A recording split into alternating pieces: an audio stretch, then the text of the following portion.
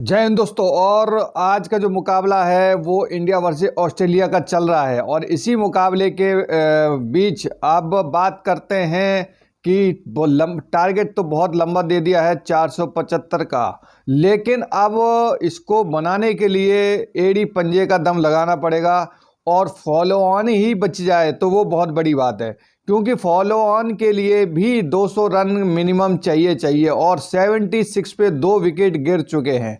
बात करते हैं कि रोहित शर्मा की जो ओपनिंग जोड़ी है, कहीं ना कहीं यशस्वी केएल राहुल तो मतलब हमेशा आते थे ओपनिंग के लिए, लेकिन इस बार आए हैं यशस्वी और रोहित शर्मा फिर पैट कमिंस की गेंद पे आउट हो गए 5 पे 3 रन।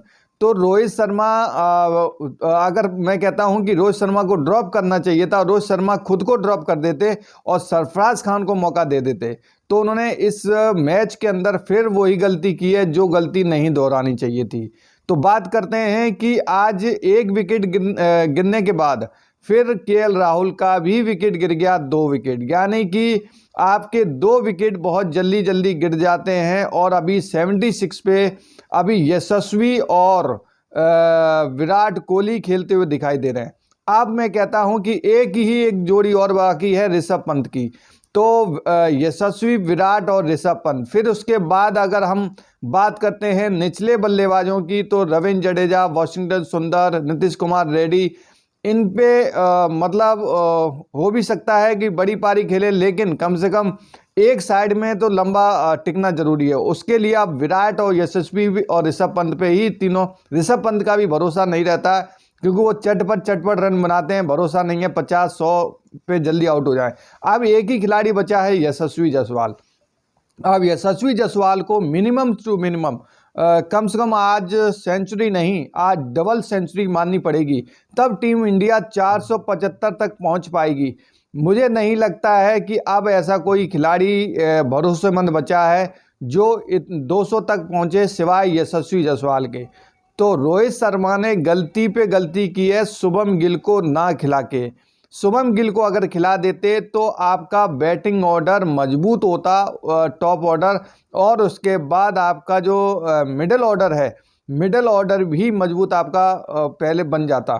लेकिन आपने एक शुभम गिल को ना खिला के आपने बहुत बड़ी कहते हैं कि गलती कर दी है, और यही गलती का खामियाजा आपको 475 रन पे भुगतना पड़ेगा। आपने रविंद्र जडेजा या वाशिंगटन सुंदर दोनों को खिला के आपने बहुत बड़ा ये मान लो कि सही डिसीजन नहीं लिया, क्योंकि अगर वाशिंगटन सुंदर या तो वाशिंगटन सुंदर को खिलाते या रविंद्र जडेजा को खिलाते तो कहीं ना कहीं आप देखना होगा कि ये डिसीजन सही साबित होता है या गलत। लेकिन अभी तक जो डिसीजन साबित हुआ है वो गलत साबित होता हुआ दिखाई दे रहा है। तो अब टीम इंडिया को फॉलो ऑन, ऑस्ट्रेलिया को अगर रोकना ही था तो आपको ऑस्ट्रेलिया को 300 350 रन पे, कल जो मुकाबला खत्म हुआ था 311 पे 6 विकेट थे, यानी कि कल जो मुकाबला खत्म हुआ था 311 पे, और जिसमें से स्टीव स्मिथ 68 रन बना के खेल रहे थे। तो स्टीव स्मिथ को आप अगर 100 रन पे भी 80-90-100 रन पे ढेर कर देते तो आज ये 400 के ऊपर, 450 के ऊपर पारी देखने को ना मिलती। 475 रन की पारी बहुत लंबी पारी होती है। अगर वही आप पैट कमिंस जैसा खिलाड़ी जब नीचे जैसे 6 विकेट गिरने के बाद आपके ये मान लो कि 150 रन आसानी के साथ बन जाते हैं तो बहुत ही बड़ी बात है। 150 के ऊपर कहते हैं कि 3 विकेट 4 विकेट पे आराम से 150 रन बना देते हैं, लेकिन वही अगर हम अपनी बात करें तो हमारे 150 पे ऑल आउट हो जाते हैं। तो कहीं ना कहीं स्टीव स्मिथ की जो पारी थी वो बहुत ही लाजवाब पारी थी और मजा आ गया उस पारी को देखते हुए। तो अगर हम बात करें कि स्टीव स्मिथ की जो पारी है वो बहुत ही शर्मनाक कहते हैं कि बॉलर जो हमारे, अगर हम बात करें कि स्टीव स्मिथ की पारी तो शानदार रही है, लेकिन अगर जसप्रीत बुमराह, आकाशदीप, मोहम्मद सिराज, रविंद्र जडेजा, नीतीश कुमार रेड्डी, ये सारे के सारे बॉलर मुझे फॉलोअप होते हुए दिखाई दे रहे हैं। ये एक कहते हैं कि गलत साइन जाता है टीम इंडिया के लिए, क्योंकि अगर आपके जसप्रीत बुमराह के अलावा आपका कोई ऐसा मोहम्मद शमी ही ऐसे प्लेयर थे तो जसप्रीत बुमराह और मोहम्मद शमी की जोड़ी कहते हैं कि बराबर टक्कर देती थी, एक दूसरे की विकेट टू विकेट लेते थे। लेकिन अभी सिर्फ नाम है गेंदबाजी का, लेकिन काम तो इनके कहते हैं कि एक स्टेट प्लेयर के भी काम नहीं है। मोहम्मद सिराज हैं, कोई एक विकेट नीचे से ले लेते हैं, विकेट ले टेकर बन जाते हैं। रविंद्र जडेजा हैं, कभी कभार वो 3-4 विकेट लेते हैं, 3 विकेट लेते हैं रविंद्र जडेजा। जब स्कोर 450-500 रन पहुंच गया है तो आपकी 3 विकेट हो या 1 विकेट हो या एक भी ना हो, कोई फर्क नहीं पड़ता, क्योंकि ऑस्ट्रेलिया को अगर काबू करना था तो आपको 350 पे काबू कर सकते थे। इससे आपको यही जायज होता है कि आपको टीम इंडिया की अब पूरा लॉट ही चेंज करना पड़ेगा। ये जो लॉट चल रहा है प्रेजेंट में, ये एक तरह से पूरा कहते हैं कि पूरा लॉट ही खराब है, क्योंकि इस लॉट में से कम 5-6 खिलाड़ी हैं जो निकालने पड़ेंगे आपको टेस्ट मैच में, तभी आप सरवाइव कर पाएंगे अच्छे से अच्छे टेस्ट क्रिकेट टॉप टीम को। और आज अगर ये WTC टीम इंडिया हार जाती है, आज ये मुकाबला हारती है तो WTC से बाहर निश्चित है, अब कोई दो राय नहीं है। ऑस्ट्रेलिया फुल प्रिपेयर होके आई है। देखिए उनका जो नया डेब्यू वाला खिलाड़ी है सैम कॉन्स्टास, वो भी ये मान लो कि आपकी एक तरह से 60-62 रन बना रहा था, सिर्फ 60 रन 65 बॉलों के अंदर। क्या कुटाई करता है बॉलरों की। बॉल में कुटाई इसलिए हो रही है क्योंकि वो बॉल में ना तो धार है, ना स्पिन है, ना ही आपका यॉर्कर है, कुछ भी नहीं है सिवाय जसप्रीत बुमराह के अलावा। मैं मानता हूं कि अगर पूरी टीम चल रही है तो जसप्रीत बुमराह के दम से चल रही है, क्योंकि वो जो विकेट लेता है वो उन टॉप खिलाड़ी की विकेट लेता है जो कि रन टेकर, रन कहते हैं कि रन बनाने वाला रन मशीन होते हैं।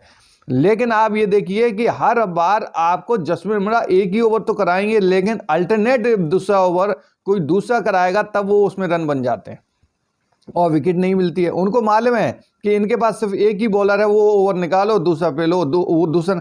अरे कभी तो जसप्रीत बुमराह 2-3 ओवर के लिए पीछे जाएंगे तो वो 2-3 ओवर में अपना खेल कर लेते हैं। रविंद्र जडेजा, वाशिंगटन सुंदर, नीतीश कुमार रेड्डी, अगर इनकी बॉलों में धार नहीं है तो कम से कम बैटिंग में तो आपको धार लानी चाहिए। जहां 6 विकेट पे ऑस्ट्रेलिया जैसी टीम, ऑस्ट्रेलिया 150-200 पे उनकी पार्टनरशिप बन जाती है, 5 विकेट 6 विकेट, और अपनी अगर 5 विकेट गिर जाए तो ऐसा लगता है कि वो 5 विकेट कब खत्म हो जाएगी, ऑल आउट हो जाएगी, कब पूरे के पूरे 0/0 हो जाएंगे, 9-10 विकेट गिर जाएगी, मालूम नहीं पड़ेगा।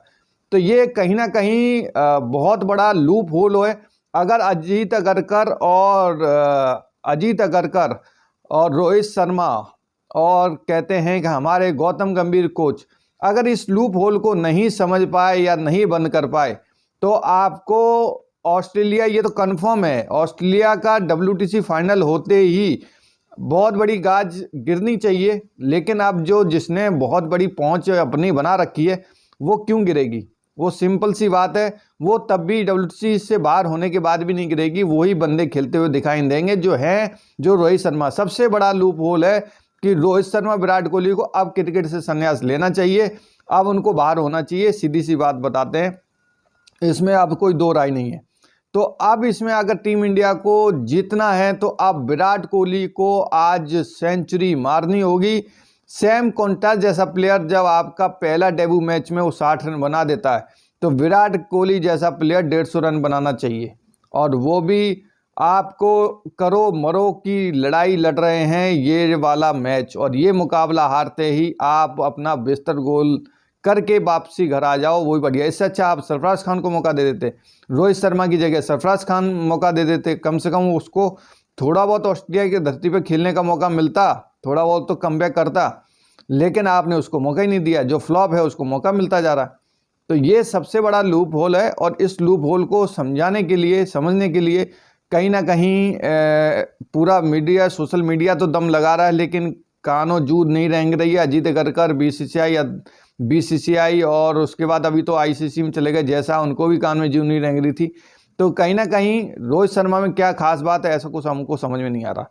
तो अब टीम इंडिया को विराट कोहली, यशस्वी, ऋषभ पंत, यही 3-4 खिलाड़ी हैं, 3 खिलाड़ी जिनको अब 100 से नीचे बात नहीं करनी है। अगर यहाँ पर आप मतलब कि आप 500 रन बना लेते हो तो कहीं ना कहीं आप सर्वाइव कर जाओगे, और नहीं तो ये बोझ इतना लंबा हो जाएगा। 300 पे भी अगर आउट हो गए तो 150 रन ये हैं, फिर वो आके फिर 300 बना देंगे। आपको ये 500 का आंकड़ा आपके पास ख़त्म नहीं होगा। आपको अभी नहीं तो सेकंड पारी में आपको दमखम लगाना पड़ेगा, और अभी दम लगा लोगे तो आप सेकंड पारी में कुछ आपको राहत मिल सकती है और बॉलिंग से बैकअप कर सकते हो, क्योंकि ऑस्ट्रेलिया पूरा दम लगा रही है WTC के लिए, इसमें कोई दो राय है नहीं। तो अब देखना होगा, गलती तो हो गई है। आपने शुभम गिल को बाहर कर दिया, रविंद्र जडेजा को भी खिला दिया, वाशिंगटन सुंदर को भी खिला दिया। तो कहीं ना कहीं अगर आप देखो, नीतीश कुमार रेड्डी को मैं इसलिए नहीं बोलना चाहूँगा कि नीतीश कुमार रेड्डी का बैटिंग कहीं ना कहीं अच्छा है। 40-45 से वो रन बनाता है हमेशा नीचे ऑर्डर में, इतना रन आपको बना के दे जाता है। तो उसकी मेरे हिसाब से वो एकदम सबसे बेस्ट प्लेयर है अभी तक के प्लेइंग 11 में। लेकिन अगर हम बात करें वाशिंगटन सुंदर, अब इनको कुछ करना होगा। अगर टीम इंडिया को जीतना है ये मुकाबला तो कुछ करना होगा। फॉलो ऑन की तो बात ही नहीं करना है, क्योंकि फॉलो ऑन की हम बात कर रहे हैं बच जाए, लेकिन फॉलो ऑन से बचने से भी काम नहीं चलेगा, क्योंकि ये बारिश नहीं है। हमेशा ईश्वर ऊपर वाला मेहरबान नहीं होगा। बार बार ईश्वर कहते हैं उसी पे मेहरबान होते हैं, बार बार भी ईश्वर मेहरबान नहीं होते हैं, सिर्फ एक मौका देते हैं कि चलो इस बार हम बचा लिया, अगली बार खुद ही स्ट्रगल करना पड़ेगा। हमको अपनी मेहनत पे ही आगे बढ़ना पड़ेगा। बार बार फॉलो ऑन, और कब तक हम छुप के ये कहते हैं कि मैच को बचाएंगे। तो कहीं ना कहीं टीम इंडिया को अब कहते हैं कि अपने ऊपर भाई दूसरों के कंधे पे राइफल ना चला के अपने कंधे पे राइफल चलानी पड़ेगी। तो देखते हैं दोस्तों क्या होता है। और आज के मुकाबले ख़त्म होने तक वही है कि अब विकेट ना गिरें, और आज अगर विकेट गिर गई तो उसके बाद फिर कोई मतलब नहीं है, फिर तो टीम इंडिया डब्बा गोल है। जय हिंद, जय भारत।